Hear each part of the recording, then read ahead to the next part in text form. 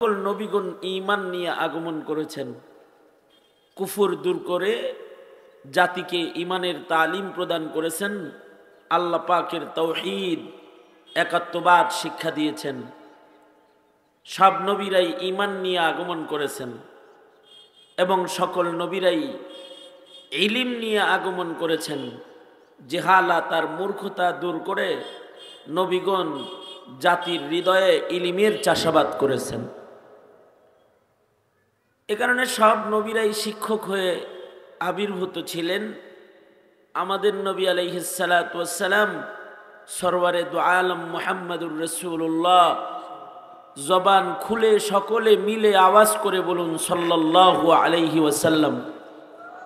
আমাদের নবী আলাইহিস সালামকেও আল্লাহ তাআলা শিক্ষক করে প্রেরণ করেছিলেন। নবীজি বলেন, বুইস্তু মুআল্লিমান, আমি শিক্ষক হিসেবেই আবির্ভূত। আমাদের নবী আলাইহিস সালাতু ওয়াস সালামের মুজিজা, আমাদের নবীজিকে আল্লাহ তাআলা সর্বোচ্চ ইলম দান করেছিলেন। সকল নবীদের ইলম একত্রিত করলেও সব নবীর ইলমের চেয়ে বেশি ইলম আল্লাহ তাআলা আমাদের নবীজিকে দিয়েছিলেন। নবীজি বলেন, উতীতু ইলমাল আউয়ালিন ওয়াল আখিরিন, আল্লাহ তাআলা আউয়ালিন এবং আখিরিনের সব ইলম আল্লাহ তাআলা আমাকে দান করেছে। নবীজিও জাতিকে শিক্ষা দিয়েছিলেন এবং নবী আলাইহিস সালাতু ওয়াস সালাম এই জাতির কাছে শিক্ষা ইলমের আমানত রেখে চলে গেছেন। আল্লাহর রাসূল বলেন, ক্বালা রাসূলুল্লাহি সাল্লাল্লাহু আলাইহি ওয়াসাল্লাম, তারাকতু ফীকুম আমরাইন লান তাযিল্লু মা তামাসসাকতুম বিহিমা কিতাবাল্লাহ ওয়া সুন্নাতা রাসূলিহি। আল্লাহর রাসূল বলেন, আমি চলে যাচ্ছি, তোমাদেরকে দুইটা জিনিস দিয়ে গেলাম, যে দুটি জিনিস হলো ইলমের খাজানা, খাজানাতুল ইলম। কোরআন দিয়ে গেলাম, হাদিস দিয়ে গেলাম। এই দুই জিনিসকে ধরে রাখবা তো গুমরাহ হবে না, মূর্খতার সবলে পড়বা না, মনুষ্যত্ব হারাবে না, পথভ্রষ্ট হইবা না। আর যদি এই দুই জিনিস ছেড়ে দাও তাহলে কিন্তু গুমরাহ হয়ে যাইবা। আল্লাহর রাসূল সাল্লাল্লাহু আলাইহি ওয়াসাল্লাম এই দুই জিনিস, ইলমের ভান্ডার, এটা মিল্লাতের কাছে দিয়ে গেছেন। নবী আলাইহিস সালাতু ওয়াস সালাম সাহাবায়ে কেরামদেরকে ইলম দিয়ে গেছেন, কোরআন দিয়ে গেছেন, হাদিস দিয়ে গেছেন। এই ইলমটাকে বলা হয় ইলমে দ্বীন, দ্বীনি ইলম। আর মানুষের আরেকটা ইলম মানুষ অর্জন করে, সেটা হলো জাগতিক ইলম।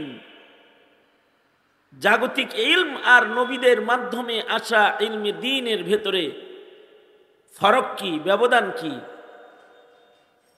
জাগতিক ইলমের স্থায়িত্ব নাই, কিন্তু ইলমে দ্বীনের স্থায়িত্ব আছে। জাগতিক ইলম নির্ভুল নয়, কিন্তু ইলমে দ্বীন লা রাইবা ফি, নির্ভুল।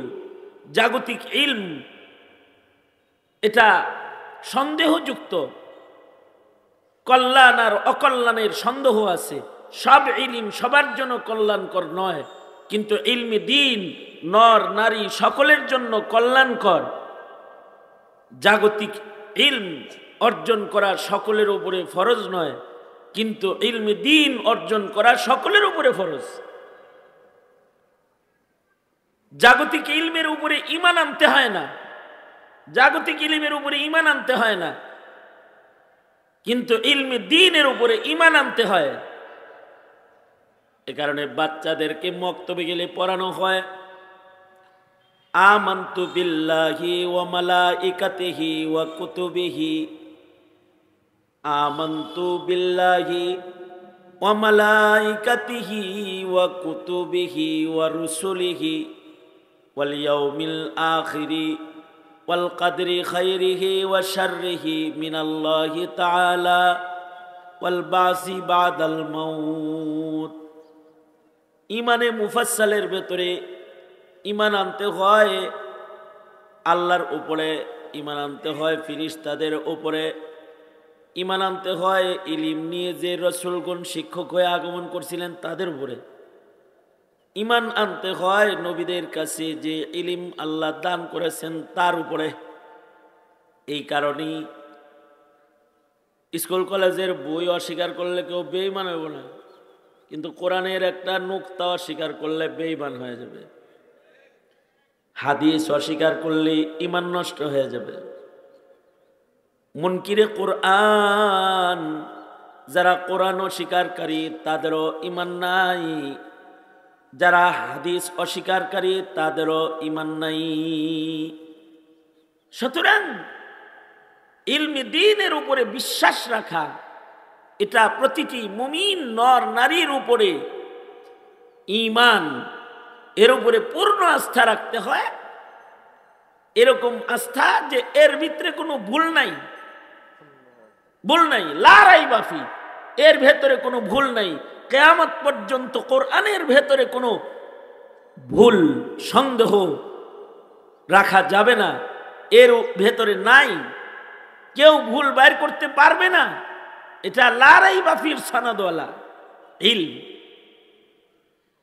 দুনিয়ার যত ইলিম আছে সেই ইলিমগুলো ভুলযুক্ত।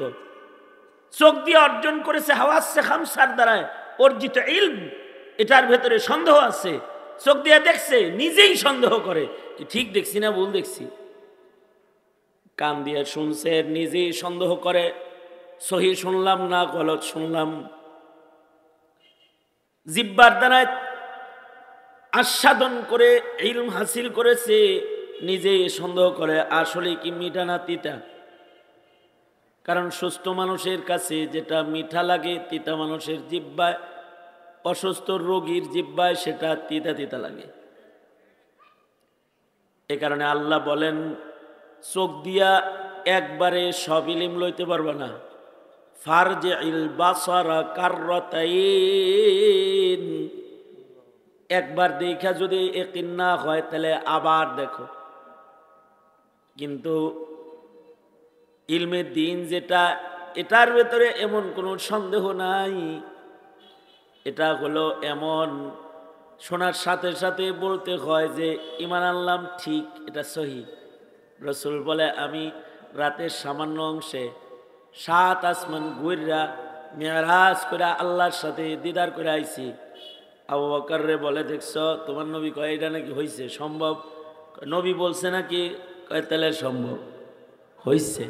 এটার ভেতরে কোনো অবিশ্বাস করার কায়দা নাই, কারণ আল্লাহর পক্ষ থেকে হইছে। আল্লাহর কুদরতের ভেতরে সব আছে, আল্লাহ তার বান্দাকে করাইছে, এটা সাচ, এটা সত্য, সন্দেহ করার কোনো সুযোগ নাই। এটা আকল বুঝে আসুক আর নাই আসুক, ঈমান আনতে হবে, বিশ্বাস আস্থা রাখতে হবে, এর ভিতরে কোনো ভুল নাই। দুনিয়ার জ্ঞান, স্কুল কলেজের জ্ঞান, বছরে বছরে সিলেবাস পরিবর্তন হয়। এই কারণেই শিক্ষা সিলেবাসের পরিবর্তনের জন্য আলাদা কমিটির দরকার হয়। 10 বছর আগে যে বইগুলো উপকারী ছিল, এই মোবাইল, কম্পিউটার, সফটওয়্যার, এই যুগে ওই বইগুলো উপকারী না। সেজন্য এগুলো চেঞ্জ করে নতুন বই, নতুন শিক্ষা সামনে দিতে হয়। এ কারণে 60 বছর আগের ছাত্র যা পড়েছে, এই যুগের ছাত্র তা পড়ে না। এই যুগের ছাত্রের সিলেবাস আলাদা, আর 60 বছরের ছাত্রের সিলেবাস ছিল আলাদা। কারণ এটা যুগে যুগে ভুল প্রমাণিত হয়, দুর্বল প্রমাণিত হয়। এ কারণে প্রথম বিজ্ঞান যেটা এসেছিল এটা মারা গেছে, দ্বিতীয়টা এসেছিল সেটাও মারা গেছে, বিজ্ঞানের নতুন এডিশন এসেছে সেটাও মারা গেছে। রানিং যেগুলো চলছে এগুলো এক সময় মারা যাবে, আলোচনার থেকে উঠে যাবে। কিন্তু কোরআন, ইলমে দ্বীন 50 বছর 100 বছর নয়, 1500 বছর আগে নবীজি যেমন দিয়া গেছিলেন তেমনই আছে এবং তেমনই থাকবে। রাখবেন কে? জোরে আওয়াজ করে বলেন, কে রাখবেন? ইন্না নাহনু নাযালনা যিকরা ওয়া ইন্না লাহু লাহাফিজুন। এই ইলম আল্লাহ তাআলা বান্দাদেরকে দান করেছেন, আর এটার হিফাজতকারী স্বয়ং আল্লাহ। ইলমে দ্বীন আল্লাহ তাআলা দান করেছেন, এটার সংরক্ষণও করবেন আল্লাহ তাআলা নিজে। এ কারণে পৃথিবীর থেকে ইলমের অস্তিত্ব, পৃথিবীর পরাশক্তিরা ইলমকে শেষ করতে পারবে না, ধ্বংস করতে পারবে না, কারণ হিফাজত করবেন স্বয়ং আল্লাহ। দুনিয়ার যত ইলম আছে, আজকে যদি খালি কম্পিউটার নষ্ট হয়ে যায় তাহলে সব ইলম অচল হয়ে যাবে। গুগল নষ্ট হয়ে গেলে অনেক ইলম হারায় যাবে, ইঞ্জিনিয়ারিং বিদ্যা হারায় যাবে, ডাক্তারি বিদ্যা হারায় যাবে। কিন্তু সব নষ্ট হয়ে গেল, একটা ইলম জায়গায় দাঁড়ায় থাকবে, সেটা হলো ইলমে দ্বীন। কারণ এটা কাগজের ভেতরে হিফাজত হয় না, কলম দিয়া হিফাজত হয় না, এটা কলবের ভেতরে হিফাজত হয়। আল্লাহু আকবার বলেন, কলবের ভেতরে এটা হেফাজত হয়। এখন ইলম যা আপনাদের কাছে আমাদের কাছে আছে, গুগলে আর সফটওয়্যারে আর খাতায় পাতায়, এই ইলমগুলাই এক সময় ছিল মাথায়, কলবে জেহেনে আল্লাহ তাআলা আটকায় রাখছিলেন সব। সেগুলো এখন কাগজের আমল এসেছে, তো কাগজে এসেছে। 1500 বছর আগে কাগজ ছিল না, কলম ছিল না এত বেশি। কয়লা দিয়া দেয়ালের ভেতরে শর্ট হ্যান্ড লিখে রাখতো, এক এক শব্দের ভেতরে এক একটা দরিয়া লুকায় থাকতো। কলবের ভেতরে ইলম সংরক্ষিত। এ কারণে ওই যুগের মানুষ কোরআন যেমন মুখস্থ করত, হাদিসও ওই রকম মুখস্থ করত, উসুলুল হাদিসও ওই রকম মুখস্থ করত, উসুলুল ফিকহ ওই রকম মুখস্থ করত। জেলখানার ভেতরে বয়ে বয়ে উসুলে ফিকহ বর্ণনা করছে ইমাম সারাকসি। 11 বছর উনি জেল খেটেছেন ইমাম সারাকসি। আজব জেল, 45 ফিট নিচে কুয়ার ভিতরে ওনারে সরকার ফালায় রাখছে। কুয়ার উপরে শিকের জালি দেয়া আছে, আর ইমাম সারাকসি 11 বছর ওই কূপের ভিতরে কাটাইছে। কলবের ভেতরে এত উসুলুল ফিকহ। সরকারের কাছে অনুমতি নিয়ে ছাত্ররা সব জায়গায় কুয়ার চতুর্দিক দিয়ে বসছে, আর ইমাম সারাকসি কূপের ভেতর থেকে ইলমের তাকরির করছে। 11 বছরে মাবসুতের 11 খণ্ড লিখিত হয়েছে। নিচের থেকে জেলে বয়ে বয়ে কিতাব সারা উস্তাদে বর্ণনা করছে, আর ছাত্ররা উপরে বসে বসে লিখছে।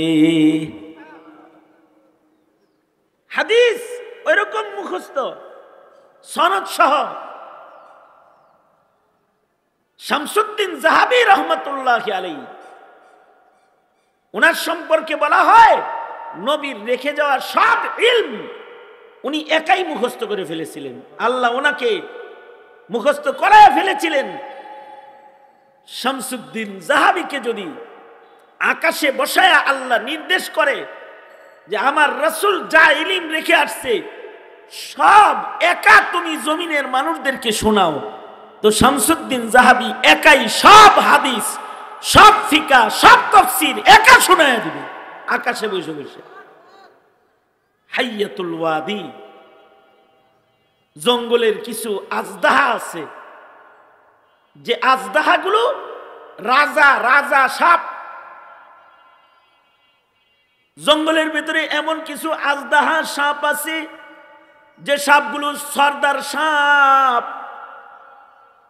যাদের মাথার ওপরে মণি আছে, মণি মুকুট আছে। কামালউদ্দিন তিমিরি রহমাতুল্লাহ আলাইহি হায়াতুল হাইওয়ানের ভেতরে লিখেছেন এগুলো আজদাহা সর্দার। ওগরে দেখলে পরে রাজা সাপ, ওদের রাজত্ব সবার উপরে চলে।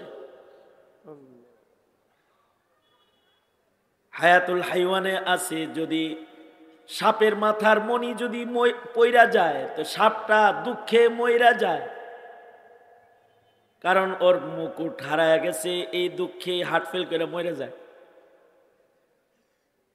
জঙ্গলের সাপের ভেতরে যেমন রাজা আছে, ইলমের ভেতরেও রাজা আছে। কারোর কারোর কাছে ইলমের দরিয়া আছে। শামসুদ্দিন জাহাবির কাছে সব ইলম ছিল। ইবনুল হাজার আসকালানী রহমাতুল্লাহ আলাইহি লক্ষ লক্ষ হাদিস মাথার ভেতরে আটকায় রেখেছিল। কলবের ভেতরে ইলম আছে। শারিহুল বুখারী ইবনুল হাজার আসকালানী অথবা ইমাম বুখারী রহমাতুল্লাহ আলাইহি আমিরুল মুমিনিন ফিল হাদিস আব্দুল্লাহ ইবনুল মুবারক রহমাতুল্লাহ আলাইহি আমিরুল মুমিনিন ফিল হাদিস, সিনার ভেতরে লাখ লাখ হাদিস।